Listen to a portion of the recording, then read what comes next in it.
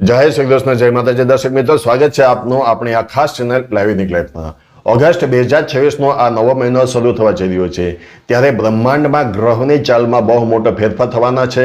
આ ફેરફારોની સીધી અને ઊંડી અસર તમારા જીવન પર કેવી પડશે તે આજે આપણે વૈજ્ઞાનિક અને જ્યોતિષી ગણતરીઓ સાથે સમજીશું.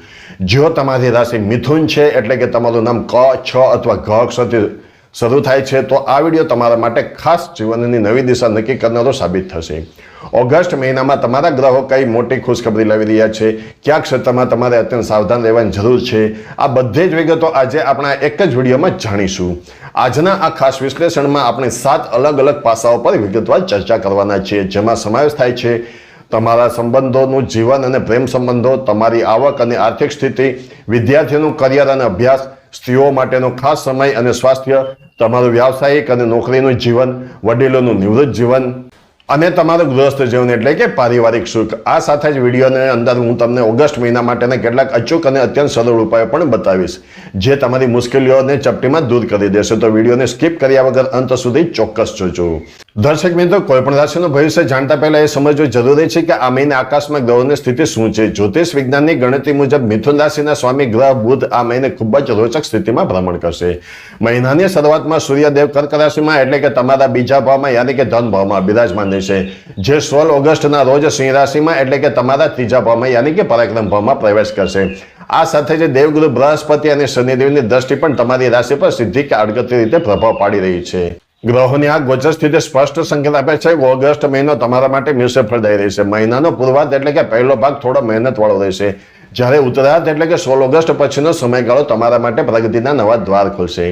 સૌથી પહેલા વાત કરીએ તમારા કરિયર અને બિઝનેસની. જે મિત્રો નોકરી કરી રહ્યા છે તેમના માટે ઓગસ્ટના પ્રથમ 2 અઠવાડિયા થોડા દોડધામ વાળા અને પડકારજનક રહી શકે છે. કાર્યસ્થળ પર કામનું ભારણ વધશે અને તમારી નાની ભૂલો પર પણ ઉપરી અધિકારીઓની નજર રહેશે, પરંતુ તમારે ધીરજ ખોવાની જરૂર નથી. 16 ઓગસ્ટ પછી જેવો સૂર્યનો ગોચર બદલાશે, તમારી કિસ્મત પણ પલટો મારશે. ઓફિસમાં તમારી પ્રતિષ્ઠા વધશે, તમારા કામને પ્રશંસા થશે અને લાંબા સમયથી અટકેલું પ્રમોશન કે ઇન્ક્રીમેન્ટ પણ તમને મળી શકે છે. જે લોકો પોતાનો વ્યાપાર કે ધંધો ચલાવે છે, ખાસ કરીને કોમ્યુનિકેશન, આઈટી, મીડિયા, કન્સલ્ટન્સી અથવા સોશિયલ મીડિયા સાથે જોડાયેલા છે, તેમના માટે આ મહિનો અદ્ભુત નફો લઈને આવી રહ્યો છે. જો તમે કોઈ નવી પાર્ટનરશિપ કરવા માંગો છો તો પાર્ટનર સાથે બધી બાબતો સ્પષ્ટ રાખજો.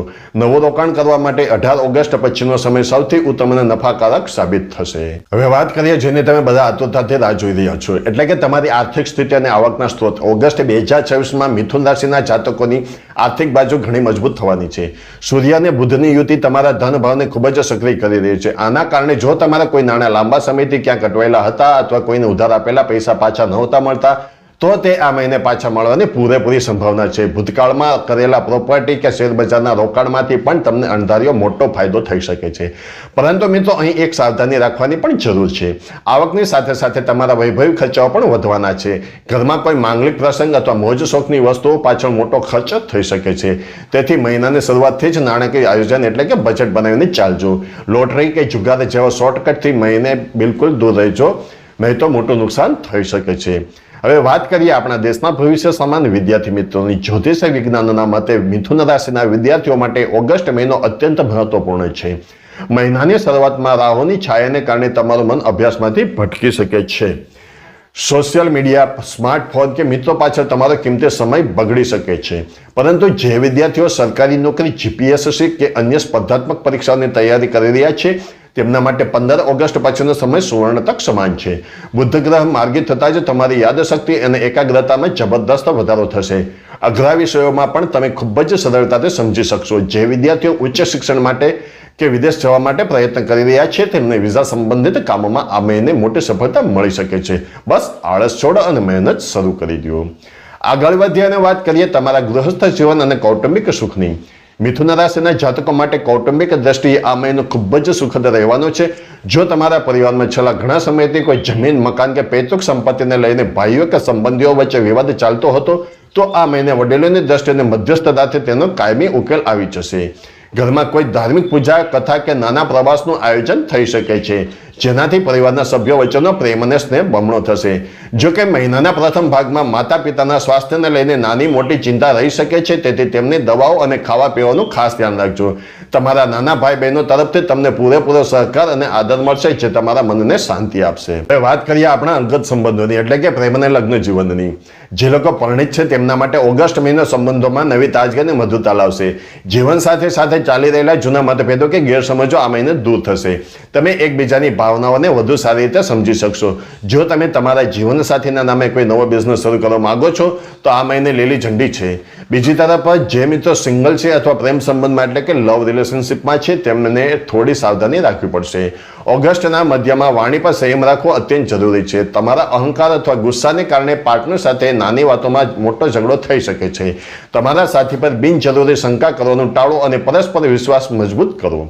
મહિનાનો છેલ્લો અઠવાડિયો નવો પ્રેમ પ્રસ્તાવ મૂકવા માટે ઘણો અનુકૂળ છે.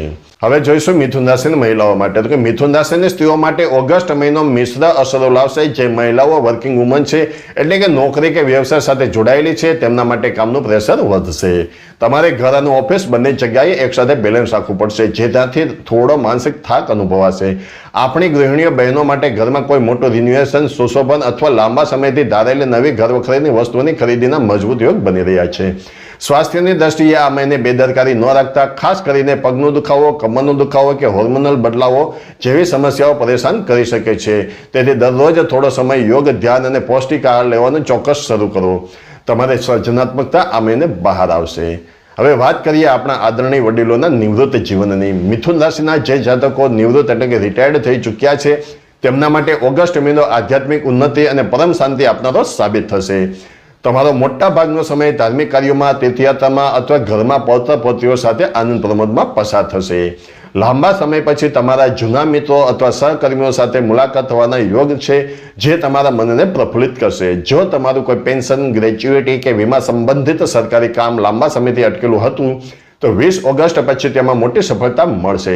સ્વાસ્થ્ય બાબતે સહેજ પણ આળસ ન રાખવી, સવારે નિયમિત હળવી મોર્નિંગ વોક રાખવી અને ડોક્ટરની સલાહ મુજબ ચાલવું. મિત્રો, આપની રાશિનું રાશિફળ દર મહિનાની 21 તારીખે બપોરે 2 વાગે આપણી આ ચેનલ લાઈવ નીકળે પર મળી જશે. અને હા મિત્રો, આ ચેનલની અંદર તમને ફક્ત રાશિ ભવિષ્ય જ નહીં પણ શ્રાવણ મહિનામાં આવનારી દરેક વાતોનું પણ વાર્તા તમને મળી જશે. તો આ ચેનલને સબસ્ક્રાઈબ અવશ્ય કરો. દર્શક મિત્રો, મુશ્કેલીઓ ભલે ગમે તેટલી મોટી હોય પરંતુ આપણું જ્યોતિષ વિજ્ઞાન આપણને તેનાથી બચવાના બહુ સરળ ઉપાયો પણ બતાવે છે. તો મિથુન રાશિના જાતકોએ ઓગસ્ટ 2026ના મહિનાને વધુ પાવન, સુખદ અને સમૃદ્ધ બનાવવા માટે આ 3 ઉપાયો ખાસ કરવા જોઈએ. જેમાં પહેલો ઉપાય છે, દર બુધવારે સવારે સ્નાન કરીને ભગવાન ગણેશજીના મંદિરે જાઓ અને તેમને દુર્વા એટલે કે ધ્રોને 21 કુંપળો અર્પણ કરો. શક્ય હોય તો ગણેશ અથર્વશીર્ષના પાઠ કરો. આનાથી તમારા વ્યાપાર અને બુદ્ધિનો વિકાસ થશે. જ્યારે બીજો સરળ ઉપાય છે, રોજ સવારે પક્ષીઓને ચણ નાખો અને ખાસ કરીને ગાય માતાને લીલું ઘાસ ખવડાવો. આ ઉપાય કરવાથી તમારી આર્થિક તંગી અને નકારાત્મક ઉર્જા કાયમ માટે દૂર થઈ જશે. ત્રીજો પરાક્રમી ઉપાય છે, દરરોજ સવારે સૂર્યોદય સમયે તાંબાના લોટામાં શુદ્ધ જળ ભરી તેમાં થોડું લાલ ચંદન મિક્સ કરીને સૂર્યનારાયણને અર્ઘ્ય આપો અને ઓમ સૂર્યાય નમઃ મંત્રનો 11 વાર જાપ કરો. આનાથી સમાજમાં અને નોકરીમાં તમારું માન સન્માન વધશે. તો મિત્રો, આ તો મિથુન રાશિનું ઓગસ્ટ 2026નું સંપૂર્ણ અને વૈજ્ઞાનિક રાશિફળ. આશા રાખું છું કે આ માહિતી તમને તમારો નવો મહિનો બહેતરીન રીતે પ્લાન કરવામાં મદદરૂપ થશે. જો તમને આ વિડીયો ઉપયોગી લાગ્યો હોય તો તેને લાઈક જરૂર કરજો, તમારા મિત્રોને ગ્રુપમાં શેર કરજો અને આપણી ચેનલને સબસ્ક્રાઇબ કરવાનું ભૂલતા નહીં. કોમેન્ટ બોક્સમાં ભક્તિભાવ સાથે જય ગણેશ ચોક્કસ લખજો. આવતા મહિને ફરી મળીશું નવી જ્યોતિષી ગણતરીઓ સાથે. ત્યાં સુધી સ્વસ્થ રહો, ખુશ રહો. ધન્યવાદ અને જય ગણેશ, જય શ્રી કૃષ્ણ, જય માતાજી.